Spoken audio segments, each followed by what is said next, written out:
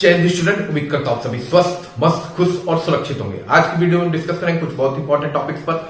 आज हम बात करेंगे जूनियर असिस्टेंट 55-12 की फाइनल कट ऑफ को लेके। काफी क्वेश्चन है कि क्या फाइनल कट ऑफ हाई जाएगी, कितनी जा सकती है एक्सपेक्टेड कट ऑफ, उस पर डिस्कस करेंगे। इसके अलावा बीपीओ 1468 जो भर्ती है उसकी फाइनल कट ऑफ क्या रह सकती है, उस पर बात करेंगे। इसके अलावा बीपीओ पे और एजीटीए में कास्ट सर्टिफिकेट को लेकर बच्चों के बहुत सारे प्रीवियस वीडियो में क्वेश्चन थे कि कास्ट सर्टिफिकेट कब का होना चाहिए, उस पर भी बात करेंगे। इसके अलावा महिलाओं का भी क्वेश्चन था कि उनका डोमिसाइल लगेगा कि नहीं लगेगा डीबी में, उस पर भी हम बात करेंगे। इसके अलावा पेट 2025 का रिजल्ट कब तक आ सकता है, उस पर कौन कौन सी बड़ी भर्ती आने वाली है, उस पर भी बात करेंगे। उससे पहले चैनल पे जो भी नए हैं चैनल को लाइक और सब्सक्राइब कीजिएगा, वीडियो अच्छा लगे तो शेयर कीजिएगा।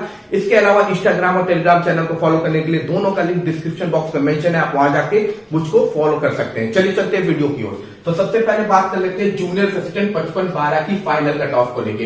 तो इस समय ये बताया जा रहा है कि जूनियर असिस्टेंट 55-12 की जो फाइनल कट ऑफ है वो काफी हाई जा सकती है, जो कि पॉसिबल नहीं है। देखो अभी इसका टाइपिंग टेस्ट कंडक्ट होना है और टाइपिंग टेस्ट में अच्छे खासे बच्चे फेल हो जाएंगे। जरूरी नहीं है कि टाइपिंग टेस्ट में वो प्रत्येक बच्चा पास हो जाए जिसने स्कोर रिटन एग्जामिनेशन में ज्यादा कवर किया हुआ है। ठीक है, अगर किसी ने रिटन एग्जाम में ज्यादा स्कोर किया हुआ है तब भी जरूरी नहीं है कि वो टाइपिंग में पास हो जाए, क्योंकि जो लोग टाइपिंग की प्रैक्टिस कर रहे होंगे वो देख रहे होंगे कि टाइपिंग काफी टफ है। ठीक है, अभी भी बहुत सारे बच्चे जो महीने भर से टाइपिंग की प्रैक्टिस कर रहे हैं वो अभी वो स्पीड गेन नहीं कर पाए जो स्पीड उन्हें गेन करनी चाहिए। तो टाइपिंग बिल्कुल मार्क्स से अलग है। ठीक है, टाइपिंग से मार्क्स का कोई लेना देना नहीं होता है। यहाँ पे इंटेलिजेंसी नहीं देखी जाती, यहाँ स्पीड देखी जाती है, आपकी उंगलियों की स्पीड कितनी तेज है। ठीक है, आप पढ़ने में भले ही कितने तेज हो, लेकिन अगर आपकी स्पीड स्लो है या आप उस स्पीड को अचीव नहीं कर पा रहे हैं तो आप टाइपिंग में फेल हो जाएंगे, और टाइपिंग में अगर आप फेल हो गए तो आप ऑलरेडी बाहर हो जाएंगे। ठीक है, तो उम्मीद करिए कि जो जूनियर असिस्टेंट 55-12 की जो कट ऑफ है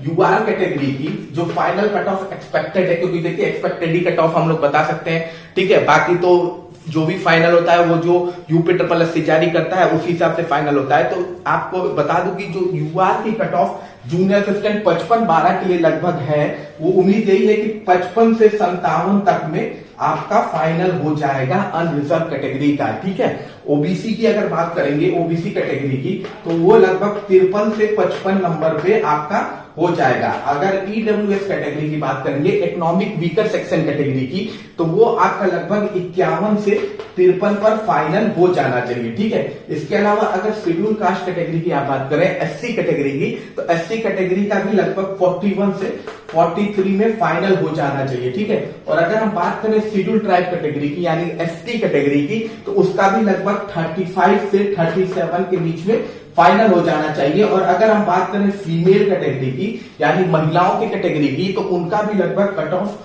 44 से 46 के बीच में फाइनल हो जाना चाहिए। तो ये आपका 55-12 का फाइनल कट ऑफ हो सकता है। ठीक है, एक्सपेक्टेड फाइनल कट ऑफ। ठीक है, 60 नहीं जाएगा, 60 जाना आसान काम नहीं है, तो 60 पॉसिबल नहीं है। देखिए बहुत सारे आपके यूट्यूब पे सर्वे हुए थे, बहुत से बच्चे अपना 60 प्लस लिख भी रहे थे, पर एक्चुअली में वो स्कोर 55 के आसपास ही पाए होंगे। 57 भी बहुत ज्यादा स्कोर है, 55 मेरे ख्याल से बहुत ही इनफ है। ठीक है, 55 मैक्सिमम बच्चे इसी पर घूम रहे हैं, 55 नंबर पे जो हाईएस्ट स्कोर आ रहा है। बहुत रेयर ही होंगे जो 55 से ऊपर होंगे। ठीक है, तो जो यूट्यूब पे डेटा दिए जाते हैं वो डेटा लगभग गलती होते हैं। ठीक है, कई लोग अपना बड़ा चढ़ा के डेटा देते हैं जिसकी वजह से प्रॉपर कट ऑफ एनालिसिस हो नहीं पाती है। लेकिन मेरे हिसाब से इससे ज्यादा का एक्सपेक्टेड कट ऑफ की उम्मीद मत कीजिए, इससे ज्यादा नहीं प्लस होगा, इससे कम हो सकता है, ज्यादा प्लस होने के चांसेस ना के बराबर है।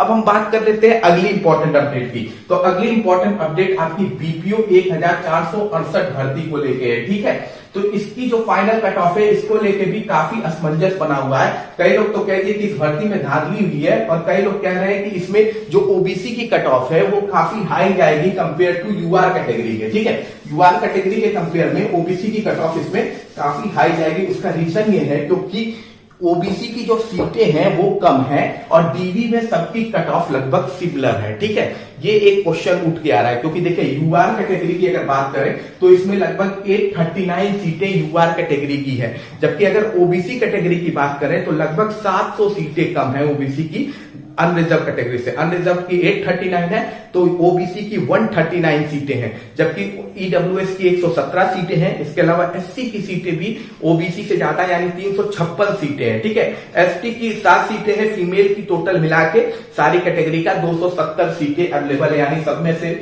फीमेल की कैटेगरी का भी सीटें काटी गई तो उनकी 270 सीटें अवेलेबल है, ठीक है। अब ये जो वैकेंसी है इसमें ये काफी लोग का क्वेश्चन है कि जो ओबीसी की सीट है वो इतनी कम क्यों है और एससी की सीट इतनी ज्यादा कैसे हो गई, जबकि ओबीसी का परसेंटेज ऑफ रिजर्वेशन एससी से ज्यादा है, जबकि ईडब्ल्यूएस का जो परसेंटेज ऑफ रिजर्वेशन है वो 10% है, वो भी लगभग ओबीसी के बराबर, उनकी लगभग कुछ ही सीटें कम है। ऐसा कैसे पॉसिबल है? तो देखिए कोई भी रिजर्वेशन का जो सिस्टम है, रिजर्वेशन का जो सिस्टम लगता है सीटों पर, वो लगता है आपके टोटल उस डिपार्टमेंट में जितनी सीटें वैकेंट होंगी, ठीक है। मान लीजिए वीपीओ जो डिपार्टमेंट है उसमें जितने कार्य कर रहे हैं लोग और जितनी सीटें वैकेंट है उसको टोटल मिला के उसमें किस कैटेगरी के लोग ज्यादा कार्य कर रहे हैं और कितनी सीटें उस कैटेगरी में वैकेंट है, उस हिसाब से आपकी वैकेंसी निकाली जाती है, ठीक है। ये नहीं होता कि वैकेंसी में अगर 400 सीटें निकाली गई हैं तो ये 400 सीटों को बांटा जाएगा रिजर्वेशन के अनुसार, बिल्कुल नहीं। ये डिपार्टमेंट में टोटल सीटें कितनी है, अगर डिपार्टमेंट में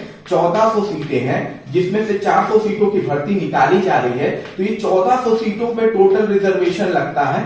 यहां पे पता किया जाता है कि कौन से कैटेगरी के लोग ज्यादा काम कर रहे हैं, तो हो सकता है प्रेजेंट टाइम में वीपीओ में ओबीसी कैटेगरी के जो बच्चे हैं वो ज्यादा इन्वॉल्व है, वो ज्यादा काम कर रहे हैं, इसलिए ओबीसी की सीटें कम आई हुई हैं। यूआर में बच्चे कम हैं, हो सकता है तो वो यूआर कैटेगरी की सीटें ज्यादा आई हुई है, ईडब्ल्यूएस कैटेगरी की सीटें ज्यादा आई हुई है, एससी कैटेगरी की सीटें ज्यादा आई हुई हैं। तो ओवरऑल जो आपका रिजर्वेशन ऑफ सीट लगता है वो आपके डिपार्टमेंट की टोटल सीट पे लगता है, ना कि भर्ती के टोटल सीट पर लगता है। तो काफी बच्चे ऐसे क्वेश्चन कर रहे हैं कि इस तरह का झमेला किया गया, ये किया गया, तो ये एक्चुअली में कोई झमेला नहीं है, ये एक प्रोसेस है सिंपल सा, ठीक है। इसके अलावा लोग ये भी कह रहे हैं कि ओबीसी की कट ऑफ कम ज्यादा चली जाएगी यूआर के कंपेयर में, तो ऐसा कुछ भी नहीं है। क्यों? क्योंकि भैया ओबीसी की सीट कम है तो उसकी कट ऑफ अमोनन में चली जाएगी ज्यादा, तो ऐसा कुछ भी नहीं होता है। देखिए यूपी ट्रिपल एससी जो होता है वो हमेशा जो रिजर्वेशन का सिस्टम है वो लगाता है एक बार, और वो लगाता है आपके फाइनल कट ऑफ में। कब लगाता है यूपी ट्रिपल एससी? जब final cut off UP triple SC release करता है तब वो आपका रिजर्वेशन के हिसाब से लगाता है। इसीलिए आपको डीवी में कभी नहीं दिखता होगा कि यूआर ओबीसी ईडब्ल्यूएस के नंबर में फर्क है, क्योंकि वो लगभग नंबर सिमिलर होते हैं, ठीक है। जबकि आपको फाइनल कट ऑफ में आपको अंतर देखने को मिल जाता है, अच्छा खासा अंतर देखने को मिल जाता है। तो ये बिल्कुल गलत है कि ओबीसी की फाइनल कट ऑफ बराबर जा सकती है या हो सकता है यूआर से ज्यादा जा सकती है, ऐसा पॉसिबल नहीं है, क्योंकि UP triple SC final cut off में आपका रिजर्वेशन लगाएगा। अब रिजर्वेशन से क्या होगा, आपका ओवरलैपिंग होता है, ठीक है। ओवरलैपिंग होता है, ओवरलैपिंग मतलब ये हो गया कि जो बच्चे प्रेजेंट टाइम अभी डीबी में ओबीसी में है और उनके मार्क्स यूआर कैटेगरी के बराबर हैं, तो वो क्या होगा, यूआर कैटेगरी में मूव करके चले जाएंगे, ठीक है। ऐसे सिमिलरली ईडब्ल्यूएस कैटेगरी में जो बच्चे हैं जो यूआर कैटेगरी के बराबर नंबर पाए तो वो भी यूआर कैटेगरी में मूव करके चले जाएंगे। तो ये होगा, यानी ओवरलैपिंग मतलब सिंपल सी बात है कि यूआर कैटेगरी के बराबर अगर आपने मार्क्स पाया है तो आप उस ओर मूव कर जाते हैं, ठीक है। यही सिंपल सी ओवरलैपिंग है जो आपको फाइनल कट ऑफ में देखने को यूपी ट्रिपल एससी की तरफ से मिलती है, ठीक है। तो इसकी जो फाइनल कट ऑफ हो सकती है अनरिजर्व कैटेगरी की, ठीक है, बीपीओ 1468 की जो फाइनल कट ऑफ है वो लगभग मान के चलिए आपका कैटेगरी की लगभग 67 से 69 रहेगी, ठीक है। अगर ओबीसी कैटेगरी की अगर आप बात करते हैं अदर बैकवर्ड क्लासेस की, जिसका कट ऑफ इस समय कहा जा रहा है बीपीओ में हाई जाएगा, तो एक्चुअली हाई नहीं जाएगा, 65 से 67 के आसपास एक्सपेक्टेड है, इसकी कट ऑफ हो सकती है, ठीक है। ईडब्ल्यूएस की अगर बात करें तो इकोनॉमिक वीकर सेक्शन की जो कट ऑफ होगी वो लगभग मान के चलिए 64 से 66 के बीच में हो सकती है।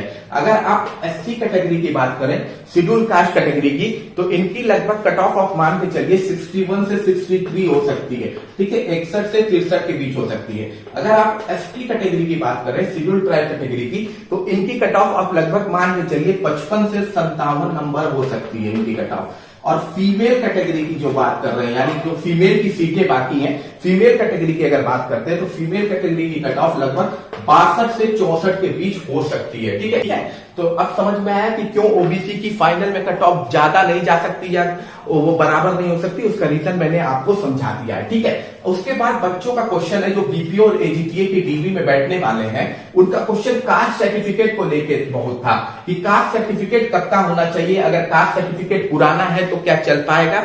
तो ये बात जान लीजिए कि जो ओबीसी कैटेगरी है, ईडब्ल्यूएस कैटेगरी है और एससी कैटेगरी है और एसटी कैटेगरी है, इनका अगर आपका कास्ट सर्टिफिकेट पुराना भी है तब भी मान्य हो जाएगा। ठीक है, 3 साल पुराना है, 4 साल पुराना है, तब भी आपका कास्ट सर्टिफिकेट मान्य हो जाएगा। लेकिन सॉरी, ईडब्ल्यूएस नहीं, ओबीसी एससी एसटी का। लेकिन अगर आप इकोनॉमिक वीकर सेक्शन से हैं, ईडब्ल्यूएस कैटेगरी है, तो आपका जो कास्ट सर्टिफिकेट है वो आपकी एग्जाम की लास्ट डेट तक का मान्य होगा। अगर लास्ट डेट से पहले तक जो फॉर्म भरने की लास्ट डेट थी, फॉर्म भरने की जो लास्ट डेट थी, ना कि एग्जाम की, जो एप्लीकेशन फॉर्म भरने की लास्ट डेट थी, अगर उस दिन तक में आपने ईडब्ल्यूएस सर्टिफिकेट बनवाया है और उसी फाइनेंशियल ईयर का है, मतलब पिछले साल का नहीं, पिछले फाइनेंशियल ईयर का नहीं है, उसी फाइनेंशियल ईयर का है और फॉर्म भरने की लास्ट डेट से पहले बनवा लिया है, तो आप ईडब्ल्यूएस सर्टिफिकेट आपका मान्य होगा, अदरवाइज अमान्य कर दिया जाएगा। ठीक है, ज्यादातर ईडब्ल्यूएस सर्टिफिकेट को लेकर ही प्रॉब्लम होती है। तो ओबीसी एससी एसटी का अगर जो कास्ट सर्टिफिकेट है वो पुराना है तब भी मान्य हो जाएगा, लेकिन ईडब्ल्यूएस कैटेगरी का लास्ट डेट जो एप्लीकेशन फॉर्म भरने की है उसके पहले का बना होना चाहिए और उस पर्टिकुलर फाइनेंशियल ईयर का होना चाहिए। पिछले फाइनेंशियल ईयर का भी होगा तब भी अमान्य हो जाएगा। ठीक है, और दूसरी बात, अगर आप लोग का दोनों सर्टिफिकेट इनवैलिड हो जाता है डीबी में, तो आपको बाहर नहीं किया जाता है, आपको यूआर कैटेगरी में डाल दिया जाता है, अनरिजर्व कैटेगरी में डाल दिया जाता है। तो अगर आपका कास्ट सर्टिफिकेट डीबी के टाइम इनवैलिड हो गया है तो आपका रिजल्ट यूआर कैटेगरी में आएगा, आपकी कैटेगरी में नहीं आएगा। बस यही होता है। दूसरा बच्चों का क्वेश्चन था, खासकर जो महिलाओं था उनका क्वेश्चन ये था कि डोमिसाइल उनका लगेगा कि नहीं लगेगा। तो बिल्कुल उनका डोमिसाइल सर्टिफिकेट लगेगा। ठीक है, डोमिसाइल सर्टिफिकेट प्रत्येक व्यक्ति का लगेगा। अनरिजर्व कैटेगरी की भी महिला है तो यूआर की वुमेन कोटा में आती है, तो वो जो वुमेन कोटा होता है ना, वुमेन रिजर्वेशन कोटा जो होता है, उसमें आने के लिए आपको डोमिसाइल होना जरूरी है। ठीक है, किसी भी तरह का बेनिफिट अगर आप चाहते हैं, किसी भी तरह का रिजर्वेशन, एज रिलैक्सेशन या फीस रिलैक्सेशन, तो आपके पास डोमिसाइल सर्टिफिकेट होना चाहिए। केवल यूआर कैटेगरी में जो बॉयज हैं उनको डोमिसाइल सर्टिफिकेट की जरूरत नहीं है, उनका डोमिसाइल सर्टिफिकेट नहीं लगेगा। बाकी हर किसी का डोमिसाइल सर्टिफिकेट लगेगा अगर वो बेनिफिट चाहते हैं रिजर्वेशन का। तो ठीक है, अब हम बात कर लेते हैं अगली इंपॉर्टेंट अपडेट की। तो अगली पैट 2025 को लेके है। तो देखिए, पैट 2025 का जो रिजल्ट है वो जल्दी आपको देखने को मिल सकता है। ठीक है, अगले मंथ कभी भी आपको पैट 2025 का रिजल्ट नवंबर माह में देखने को मिल जाएगा। ठीक है, फर्स्ट वीक में देखने को मिल जाए या सेकेंड वीक में देखने को मिल जाए, लेकिन आपका नवंबर माह में आपको ये रिजल्ट देखने को मिल जाएगा। और इससे जो वैकेंसियां आने वाली है, सबसे बड़ी वैकेंसी तो आपकी लेखपाल की है। ठीक है,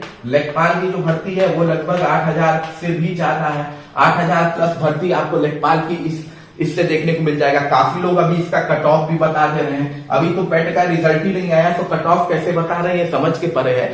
लेकिन लेखपाल की भर्ती नो डाउट है आएगी, अच्छी खासी पोस्ट आएगी और इसकी कट ऑफ भी अच्छी खासी रहेगी, हाई रहेगी, कम नहीं रहेगी। भले 8,000 पोस्ट है।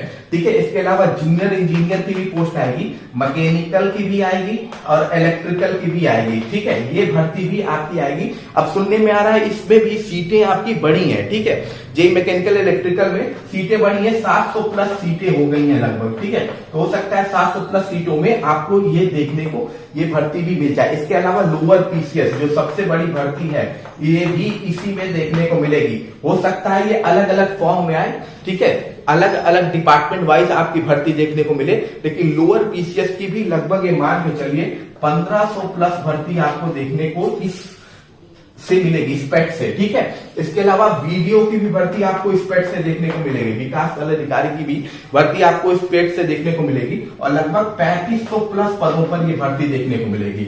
एक और बहुत बड़ी भर्ती आपको इससे देखने को मिलने वाली है, वो है आपकी एएसओ की भर्ती। ठीक है, एएसओ की भर्ती और लगभग एक 1500 प्लस सीटों पर आपको देखने को मिलेगी। एक बहुत अच्छी भर्ती होती है एएसओ की। इसके अलावा लाइब्रेरियन की भी भर्ती है, जूनियर इंजीनियर सिविल की भी भर्ती आपको इससे देखने को मिलेगी। तो लगभग मान के चलिए कि पेट 2025 से आपको 60,000 प्लस वैकेंसी देखने को मिलेगा, क्योंकि ये चुनावी पेट भी है, ये मान के चलिए चुनावी पेट भी है, तो इससे आपकी अच्छी खासी वैकेंसी देखने को मिलेगी। हालांकि इस समय यूपी ट्रिपल एससी ने अपना कैलेंडर जारी करना शुरू कर दिया है और उम्मीद यही है कि वेटिंग लिस्ट पे भी यूपी ट्रिपल एससी कुछ करे, ताकि सीटें खाली ना रहे और बाकी बच्चों को भी मौका मिले। तो वेटिंग लिस्ट पे भी कुछ यूपी ट्रिपल एससी को करना चाहिए। बाकी देखिए पेट 2025 इंपॉर्टेंट है, इसलिए इसमें स्कोर अच्छा करना भी बहुत इंपॉर्टेंट है। बाकी कोई भी क्वेश्चन है तो आप कमेंट बॉक्स में पूछ सकते हैं। मिलते हैं अगली वीडियो में। जय हिंद, जय